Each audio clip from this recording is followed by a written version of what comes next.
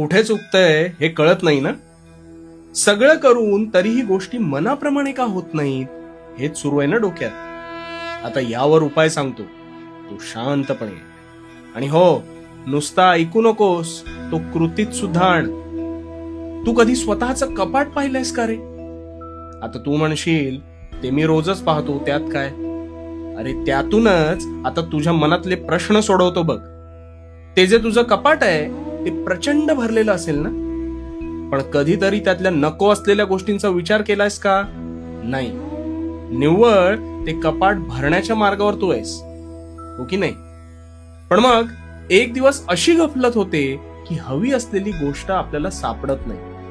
त्यावेळेस ती शोधत असताना तू ते कपाट अजून अस्ताव्यस्त करतोस आणि मग तसाच पुढे निघून जातोस.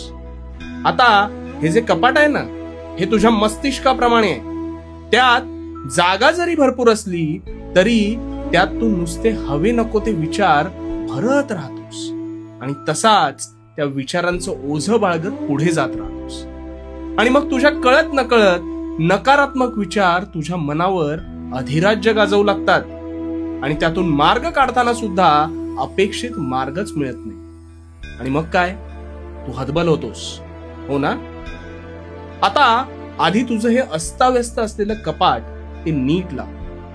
मग ते लावत असताना नको असलेल्या गोष्टी क्षणाचाही विलंब न लावता त्यातून काढून टाक आणि निव्वळ आवश्यक गोष्टी ठेव.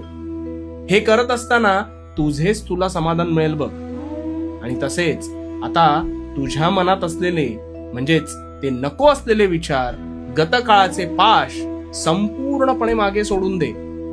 उगाच अति विचार करून त्यात कोळ्यासारखा गुरफटून राहू नकोस. सगळा कचरा निघून गेल्यावर तुझं तुलाच हलकं वाटेल बघ. चल, उठ आणि आत्ताच कामाला लाग. आणि हो, भिवू नकोस. भिवू नकोस, कारण मी तुझ्या पाठीशी आहे. भिवू नकोस, मी तुझ्या पाठीशी.